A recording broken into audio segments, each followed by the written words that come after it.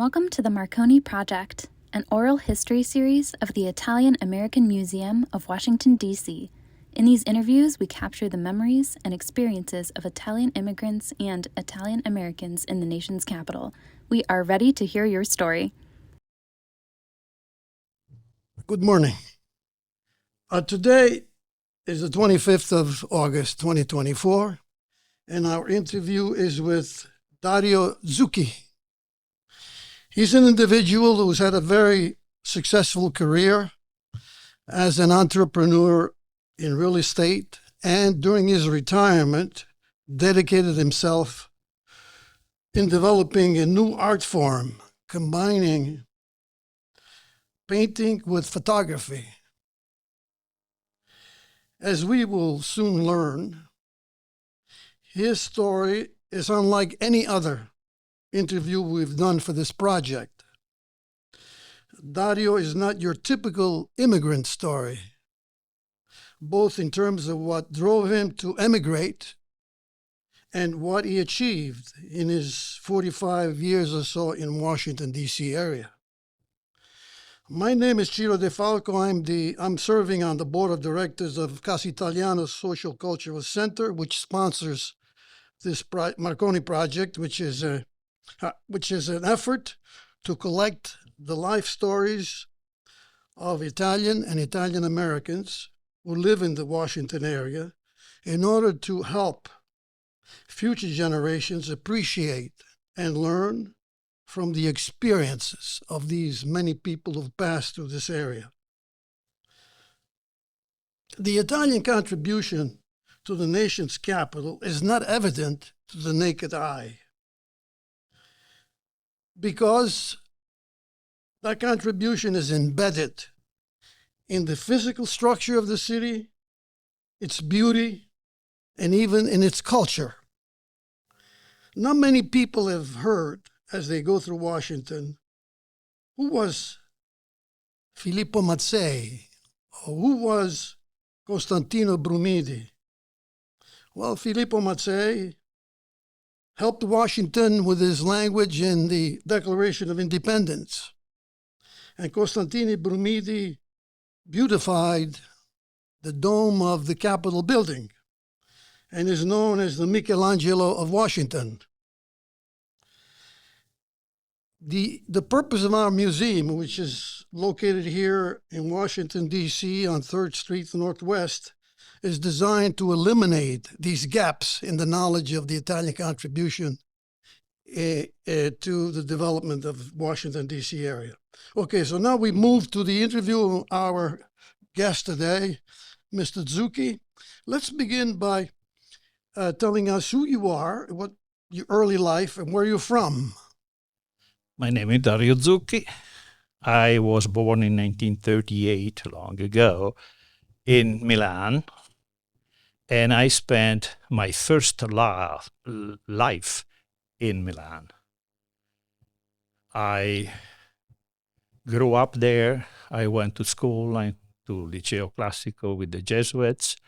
Then I graduated at Bocconi. I got married. My children were born there. I worked there for 15 years or so, going all also around the world in Canada, Switzerland, Canada, Mexico, and so on. And then when in the mid-70s, when the situation in Italy in general, in Milan particularly, was really risky, too risky for my family, I decided to say goodbye and to move next door to Lugano, which was the safest place and convenient for me. And that was the beginning of my second life. That during the 3 years that I lived in Switzerland, I set up the basis for my business here in Washington. And so after 3 years, I moved to Washington and I started living my second life. What was happening in Italy that forced you to move to Lugano? The Red Brigades, all those kidnappings that were really, and my wife particularly was an easy target for those things. So of course, when you have a family, you cannot run those risks. The situation was terrible. The business was terrible. It was not safe. When something happened that really opened my eyes and said, that's enough. It's a pity because then, now, when I went back to Milan, I stopped going there for a while.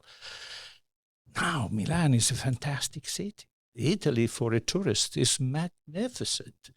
And I regret that, unfortunately, I had to live it.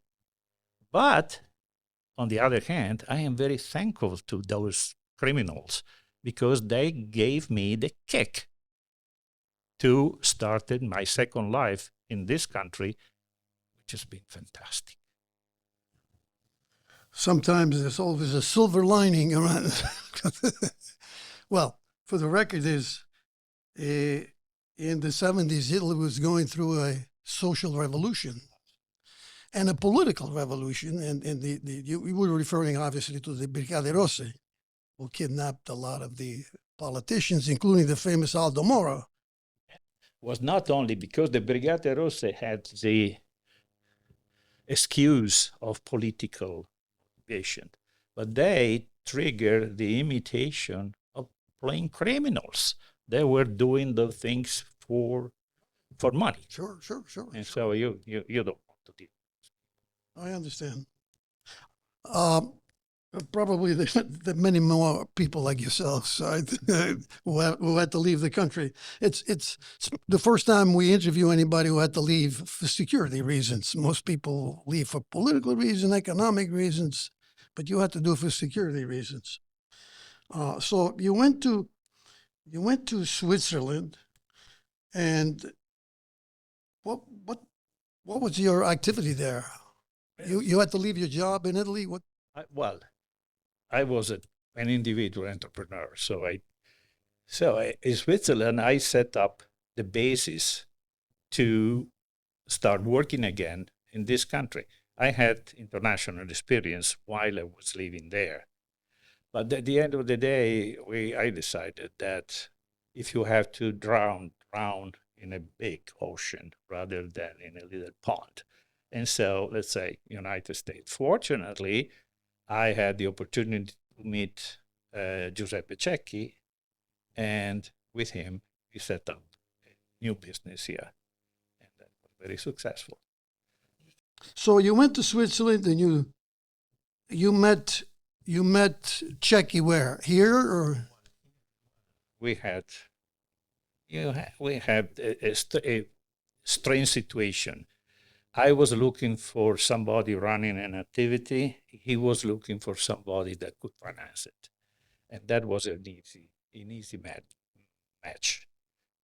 So I met Giuseppe for the first time back in 1976 or so. And we talked to each other, and it was an easy marriage. And so then after we set up everything, and 3 years later, I moved with the family here. I was commuting before from Switzerland to here for those 3 years, and then I started commuting from here to Switzerland. Are there any buildings in Washington or in the area that you built, or? I was investor. I was just curious if. Well, it's a mixed. So, with Giuseppe, we built the Rotonda in Tyson's Corner, the Rosslyn Center, and many other things, Porto Vecchio and Belvedere in Rosslyn, many of those. Giuseppe was the leader. He was the president of the company. I was representing the shareholders. So tell us, what made you move from what you were doing into photography? That's quite a change. Well, before photography, even when I was working very hard, I went to woodworking. And for 10 years, I didn't know absolutely anything about woodworking. So I started doing silly thing, tables or beds or something just for the fun of it. But in order to learn how to make my dream, my main dream of my life, make true, which is a library. I always loved books. And so, because I knew that nobody could have built the library that of my dreams, I built it myself. So, to an addition to my house, some carpenters, of course, built the structure and the roof and everything. But then, for over 10 years, I built my baby. My baby is fantastic. It's a 2 stories library with a dome, and everything you can see in the library is made by my hands alone, from boards of wood. And that is really my jewel. And then, but then, it took a lot of physical effort because I was doing it by myself alone. So I started that I was around maybe 60, early 60. And it took me 10 years to. After 10 years, I did it, so I didn't have anything else to do. My wife, for 35 years, was a docent in Italian at the National Gallery. So on weekdays, she had transportation, and on weekends, I have to take her there. And I was, at the beginning, because my studies and everything, I was very excited in watching the beautiful paintings that were exhibited there. But then at a certain point, it gets the same story, and it gets boring. And so, in order to kill the hours that I have to spend there waiting for my wife, I brought my camera with me, and I started shooting randomly, just not knowing what I was doing, but let's shoot. At a certain point, I saw that some photographs that were combining the visitor with the art could be a good idea. And so I started thinking about that and started taking photographs, trying to take photographs of visitors and art together. And I started there. At a certain point, I realized that really there was something new to do. And so at the beginning, I was very candid. I was hoping to find the right person in front of the right painting at the right moment in the right posture. It was impossible. It was just by chance. So by a certain point, I started looking at the image that I wanted to have. And so I started approaching the people, asking them, okay, I'm not going to take a photograph of your face, but could you come with me and stand in front of a painting and look at it? And so I was asking to stay at a certain point, and then I was clicking, and it worked. And at the beginning, it was very difficult. If I go back and look at the photograph that I thought were beautiful 20 years ago, now I say, well, there was a lot of room for improvement. But after such a long dedication, finally, I think that now I am doing something that is quite different, and particularly something that makes me happy. Because one thing is to be happy about the visual thing. But more important is the contact that I have with the visitors. Maybe sometimes it lasts no more than 15 seconds by the time I approach the person and I ask the person. But that moment when before everything, I see already the image that I want to have. And when I finally click it, and I know that instant is going to stay there forever. Oh my goodness, it's a great satisfaction.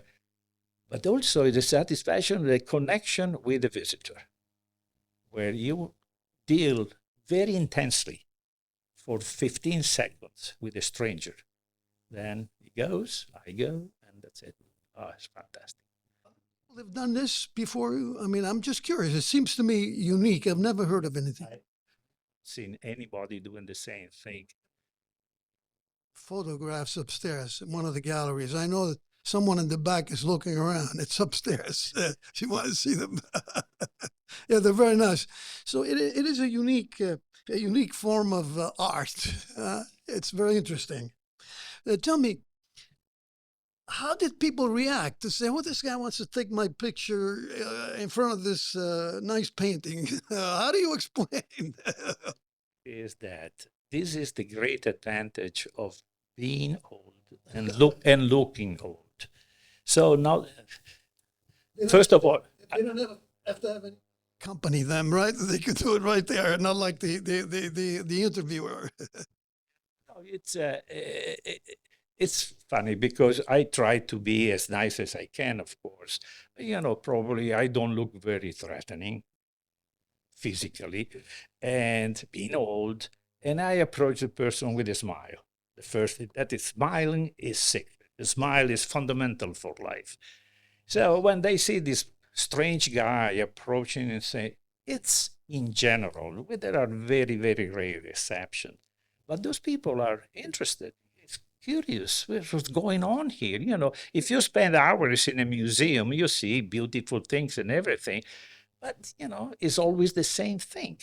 And then there is this old man approaching you and saying, can you do something like that, which is strange? They have fun. Usually, this is one additional thing, because I see those people smiling. And I can tell you, smile is the most fundamental, serious stuff that one person can have. Smile is a serious matter. If you smile, for that moment, you forget everything. You are happy. At least you don't have any problem because you are serene. Not laughter. Laughter is too violent. Smile gives you happiness. How did you select the art? I mean, you go to the museum, and what attracted you? What particular type of art? Is it modern art? I imagine it's one that's got to be colorful, or what? How do you choose your matter? Art in the museum. If I want to enjoy the art in a museum, I don't take my camera with me. When I go to a museum with my camera, I don't care about the art. Can be precious, can be beautiful, can mean nothing, doesn't matter. It's a tool to reach my purpose. So it's just a visual thing. So, for instance, what kind of visual? Color, proportions, and what you see. For instance, if you see an abstract painting with some lines, you look for a visitor, that usually a woman, of course, that wear a dress with lines that can combine with the lines in the art in order to make a new piece of art with a combination, the lines of the dress and the lines in the painting. This is a very simple example, but there are colors. Usually I go during the good season, the warm season, to the museums, because unfortunately in winter, everybody is wearing dark jackets and so on. So sometimes I spend hours without doing anything because they are all the same. When you have a visitor with a dark blue or a black jacket, what do you do that? Well, instead, in spring, particularly ladies wear colorful dresses and so on that can easily combine with the art. And that is one of the aspects that comes with experience. Otherwise, another important thing is a figurative painting with a person or whatever. You need the proportion, because it's easy to take a photograph of a visitor in front of a painting, where the visitor maybe wears the same clothing that the painting. But these are two different subjects. What is difficult and it's interesting to me is to mix them together. So you need the proportion. Of course, with experience, I know that I have to place the person at the right distance from the painting, and I have to place myself at the right distance from the person in order to have the proper proportion. That comes with experience. It's not a science, it's more an art, right? Indeed. And in fact, somebody talked to me about photography. I am not a photographer. I don't know how to work with a camera. I set up my camera for the same fixed stuff all the time. And then I use that. I don't change the lights or the whatever because I don't have time. Can you imagine if I approach a visitor with this strange question and I place the person over there in front of the painting and then I say, oh, hold on a second, I have to fix my camera. It's ridiculous. You don't do that. So I have to be standing and with the camera ready. The camera is my brush. It's a tool to make my art. It sounds like this is not something you can teach. It's something you have to have in you. Absolutely. Background, maybe you said hai fatto il liceo classico, so that maybe you brought with you your artistic history with you. One thing that I have developed in my mind in my old years is that I love beauty in any kind of beauty. And beauty is beautiful. When I see something that is beautiful, I am happy. And so I try also to do something that is visually pleasant. There are certain combination of colors or proportion that make people smile. And I can tell you that my purpose. If I see a person smiling, looking at my photographs, I am happy. I achieved my purpose to make, for maybe 1 second, a person happy. How I see from the interview you did with Voce Italiana that you have had exhibitions of your photography. How was it? What kind of reaction you got from the people? I when I first saw your photography upstairs, for a while I thought that was a painting. I didn't realize I had to look closely. It was a photograph. It was not a painting. So what reaction did you get from your audiences? Usually wonderful, in the sense that I look at the people in my exhibitions. I go there and look at the people and reaction. And when I see people smiling, that's it. That's wonderful. But that was my reaction when I saw the ones upstairs. I really thought there was a painting. I said, "No, that's a picture." Then people usually ask me why an explanation. There is no explanation. That's right.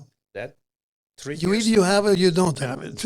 Yeah, triggers a smile. Okay, if you don't smile, too bad. I don't know what to do. But it's means that it's my fault that I was not able to make that person smile. Life is tough. What have you? How many of these pictures you have? How do you when you take? How do you organize which ones you want? Yeah, I have a website. Oh, you do. And in the website, I have around 650 pictures at the moment, but I keep doing it because during COVID, I stopped doing it because, first of all, they closed the museums. Can you tell us what your website is? It's Dario Zucchi Art 1, the digit 1.com.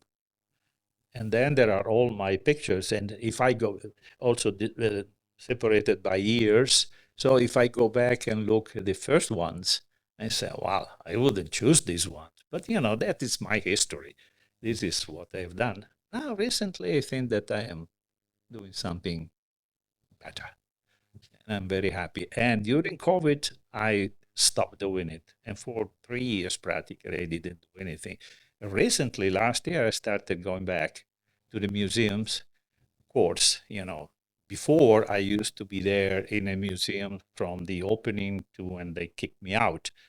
Now, after 3-4 hours, I'm tired because you have to stand to be very focused in trying to get the right image. But it's a lot of fun. And I think that now I'm getting back to be producing something. Other than you do this for your own satisfaction, obviously this gives you a lot of pleasure doing all of this, and you have a website. Do you also are your photographs available to people who would like to See, the money goes only the wrong direction. Period. I can do it, and otherwise, people that like a photo and say, "Can I have one?" Sure, I get it printed and give it just to friends. You know, but sometimes, for instance, the visitor himself at the museum, when I take the photograph, I say, "Can I see it?" And so I show it in the display of my camera. And can I have it? Of course. I go home, I put in my computer, I do a little, I don't use Photoshop. I do just very little adjustments, cropping, for instance. And then I send it an email, we exchange email address, I send the photograph, thank you. How many photographs have you taken all these years? Have you kept count? Normally, when I spend that in the past, when I was spending 8 hours in the museum, probably I was taking around 10 subjects, of each one probably from 5 to 10 shots, moving myself a little bit to try to get some details and something. Then we were going on. I was sharing them with my curator, with Eric Denker, who is my friend, and he was saying, "Oh yes, no, maybe you should recrop this in this way and so on." So the end result of one day could have been maybe 3 or 4 good ones. That is in the past. Now I have improved a little bit, and maybe after 4 hours, I can come out with maybe 5 or 6 good photographs. Have you thought about putting them in a book? I published 2 books. Oh, you did? Yeah. The first one is titled Dario Zucchi at 80, and the second one, Dario Zucchi at 80 plus 3, because it was during the COVID. I didn't know what to do, and so I made another book, which is pretty good. I don't sell the books. I give them to my friends. They're not available online. No, because I don't sell them. Oh. I give them to my friends. So you've been in Washington you lived in Washington. You came to Washington. Jackie was in Washington. I know he lived here. I used to go 45 years in the same house. Have you frequented this church all the time you were here, or was it? At the beginning, my wife and I did it. So much so that our son, 33 years ago, got married here. But then we didn't get any younger, and so 10:30 was a little too early. And so we started going closer to our home and later. And now, several years past 80, we go in the afternoon to church. That is easier. Is there anything else you want to tell us before we end? Well, I can tell you one thing, that living in Washington, the way that I lived, that is a dream for a person. I am so happy of having a fantastic family. My children gave me combined 6 grandchildren. 2 are African American, 2 are from Colombia, and 2 are what I defined homemade. And now the older one is 30, the younger one is 24, something like that. And they are our future. And that's this city, this country gave us the opportunity of being so happy. Well, thank you very much. on that note, we can end, and that's what we're trying to do. We're trying to collect the thoughts of people who were here before, what it is like to live in Washington, D.C. Because a lot of people that I know who live outside of Washington, I don't want to go to Washington, it's dangerous. Talking about leaving Italy because it was dangerous. Okay, well, that's all for today. I want to thank you, Mr. Zucchi, for this wonderful conversation, and we look forward to putting your books in the library. Fantastic, and I thank you for the opportunity. I loved it. Thank you.